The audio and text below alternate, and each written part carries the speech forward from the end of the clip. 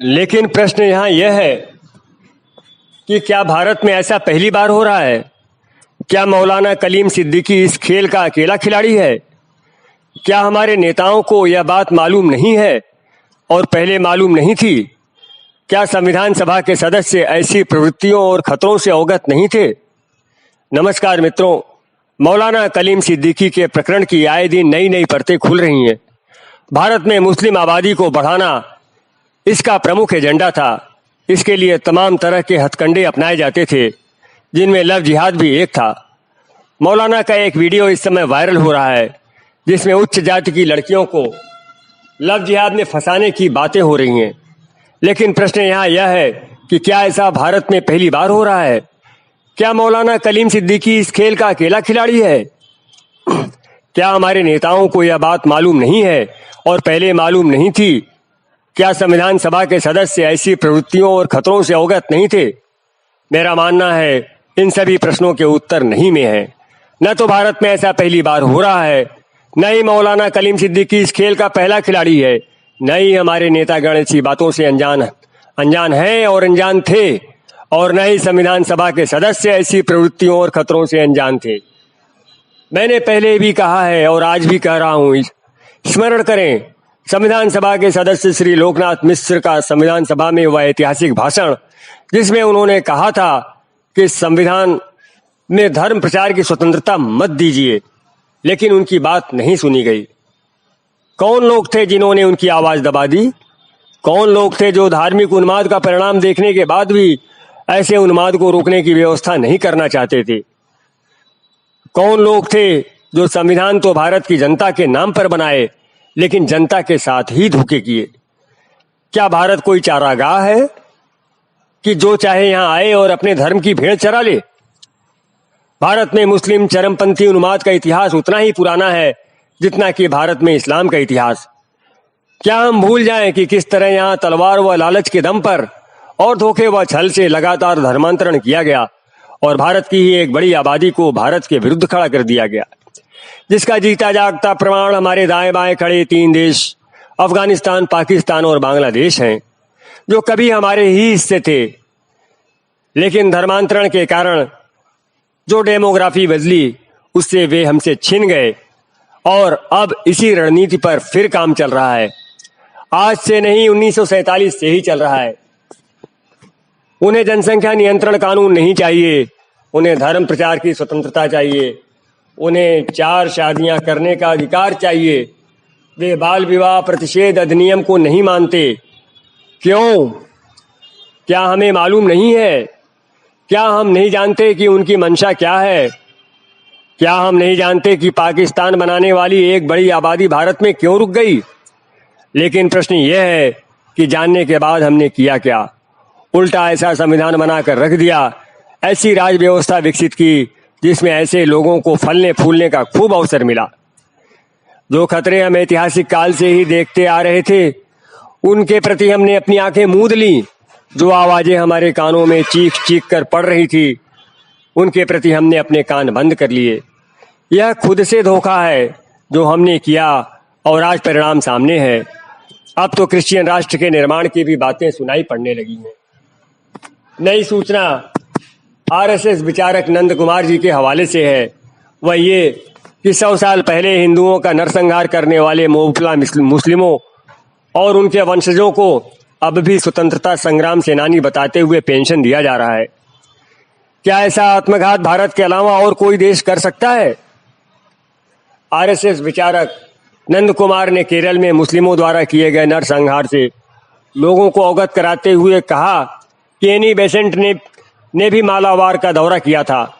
उन्होंने लिखा कि किस तरह एक गर्भवती हिंदू महिला का पेट फाड़कर भ्रूण निकालकर उसे छद विच्छद कर दिया गया। एक अन्य घटना का वर्णन करते हुए नंद कुमार जी ने कहा कि एक शिशु अपनी मां का स्तनपान कर रहा था। मोपला मुस्लिमों ने उसे उसकी मां की छाती से छीनकर उसके 2 टुकड़े कर दिए। एक अन्य घटना में एक महिला का बार बार इस क्रूरता से बलात्कार किया गया कि उसकी मृत्यु हो गई।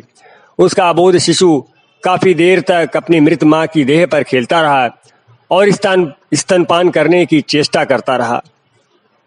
ऐसे लोगों के मनुष्य होने पर संदेह करते हुए एनी बेसेंट जी ने पूछा, क्या ये शैतान थे? इसी तरह मलयालम महाकवि कुमारसन ने भी दुरावस्था नामक एक खंड काव्य में पूछा है कि ये मुस्लिम शैतान है क्या इनकी माताएं बहनें नहीं हैं? लेकिन हमने क्या सबक लिया इस घटना से? पहले तो इसे भुलाने का प्रयास किया गया और जब अधिक शोरगुल मचा तो इसे महिमा मंडित करने और स्वतंत्रता आंदोलन तक सिद्ध करने का प्रयास किया गया। इतना ही नहीं, मोपलाओं द्वारा हिंदुओं के नरसंहार के लिए जिम्मेदार वरियम कुन्नथु कुंजा अहमद हाजी के जीवन पर फिल्म भी बनने जा रही है, जिसमें उन्हें अंग्रेजों के विरुद्ध लड़ने वाला एक चरित्र बताया जा रहा है। आखिर कब तक इतिहास को झुठलाते रहेंगे हम? कब तक स्वयं को ही धोखा देते रहेंगे? क्या तभी जागेंगे जब कुछ करने लायक नहीं रहेंगे? हालांकि ऐसा भी नहीं है कि हमारे सारे के सारे नेता दिग्भ्रमित थे। लोकनाथ मिश्र जैसे लोग भी थे जिनकी दृष्टि स्पष्ट थी, लेकिन उन्हें नहीं सुना गया। 6 दिसंबर 1948 को संविधान सभा में उन्होंने जो कहा वह आज हर एक भारतीय को जानना चाहिए और सुनना चाहिए। सुनाते हैं उनके भाषण के कुछ अंश। उन्होंने कहा, सर, ये बात हमारे कानों में बार बार पड़ती आ रही है कि हम एक सेकुलर स्टेट हैं। मैंने इस सेकुलरिज्म को स्वीकार किया, इस अर्थ में कि हमारा राज्य धर्म से संबंधित मामलों से मतलब नहीं रखेगा, और मैं सोचता हूं कि विभाजित भारत का सेकुलर राज्य वह अधिकतम उदारता है जो हिंदू बहुल भारत और हिंदू बहुल भारत गैर हिंदुओं के प्रति दिखा सकता है। मित्रों, यहाँ आपको अधिकतम उदारता शब्दावली पर ध्यान देना चाहिए, क्योंकि जिस तरह धर्म के नाम पर देश तोड़ा गया, उसके कारण अंबेडकर जैसे बहुत से लोग इस मत के थे कि जनसंख्या का संपूर्ण स्थानांतरण होना चाहिए, अर्थात पाकिस्तान से सारे हिंदू भारत आने चाहिए और भारत से सारे मुसलमान पाकिस्तान जाने चाहिए। वास्तव में यह बहुत ही स्वाभाविक मांग थी जो भारत को आगे सुरक्षित रखने के लिए मानी ही जानी चाहिए थी, लेकिन नहीं मानी गई। आगे लोकनाथ मिश्र जी कहते हैं, धीरे धीरे मैंने जाना कि हमारा सेकुलर स्टेट एक भ्रामक शब्दावली है, एक ऐसा उपकरण जो भारत भूमि की प्राचीन संस्कृति को बाईपास करता है। यह एब्सर्डिटी ड्राफ्ट कॉन्स्टिट्यूशन के आर्टिकल 19 से 22 के बीच दिखती है। यदि धर्म राज्य के क्षेत्राधिकार से बाहर की चीज है तो धर्म से संबंधित समस्त अधिकारों को संविधान से डिलीट कर दिया जाना चाहिए। धर्म को वर्जित करने की यह अनुचित उदारता और फिर धर्म के प्रचार को एक मौलिक अधिकार बना देना बहुत ही विचित्र और खतरनाक चीज है। न्याय की मांग है कि भारत भूमि की प्राचीन संस्कृति व आस्था को हजारों सालों तक कुचले जाने के बाद भी इसे उचित स्थान नहीं दिया जा सकता था, तो कम से कम इसे उचित महत्व तो दिया ही जाना चाहिए था।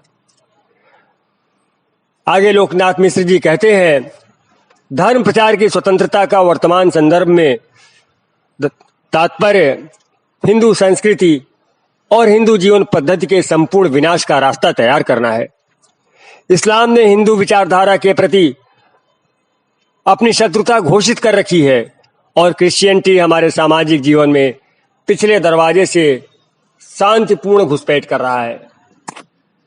लोकनाथ मिश्र जी ने कहा कि धार्मिक अल्पसंख्यकों जैसी बातें अब न उठाई जाएं। लंबे समय में यह बहुसंख्यकों को निगल जाने का उपकरण बनेगा।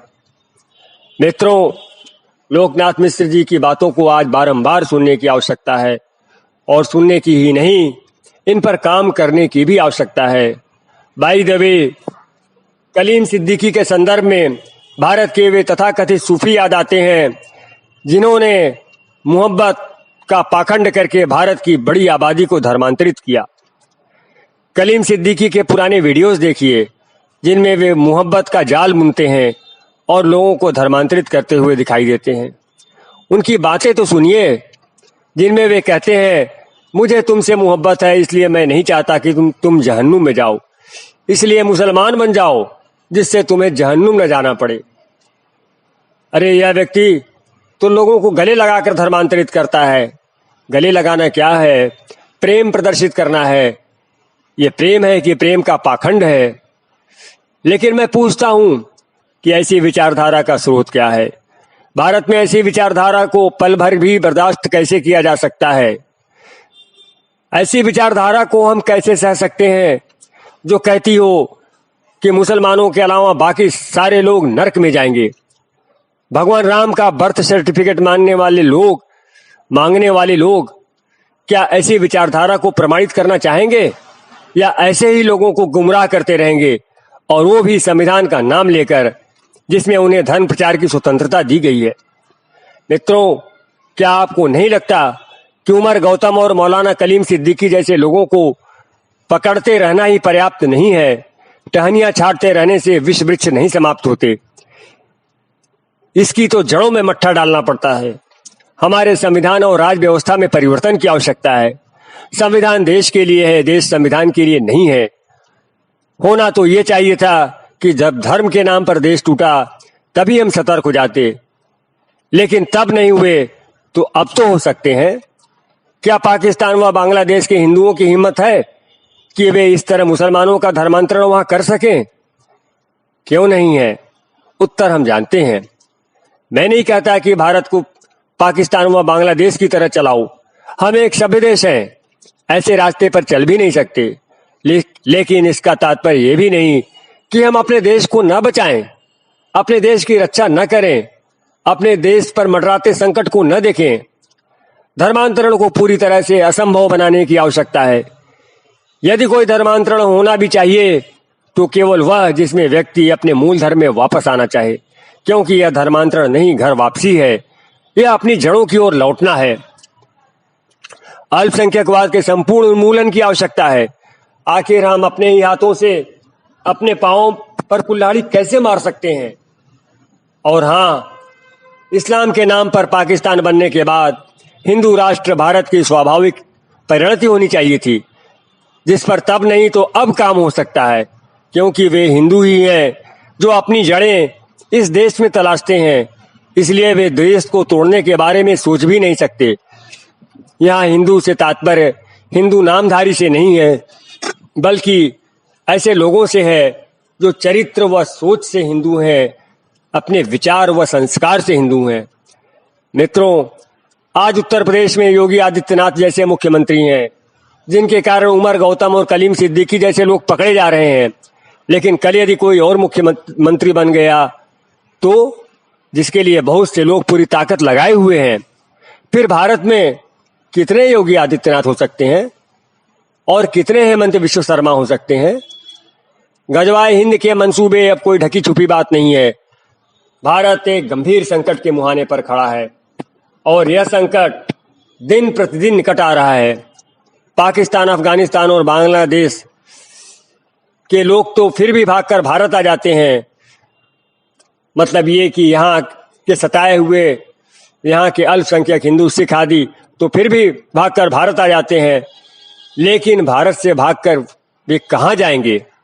इसके पहले कि बहुत देर हो जाए, हमें जागना जरूरी है। हमें एक ऐसी व्यवस्था का निर्माण करना है जिसमें उमर गौतम और कलीम सिद्दीकी जैसे लोग पनपने ही न पाए, पैदा ही न होने पाए।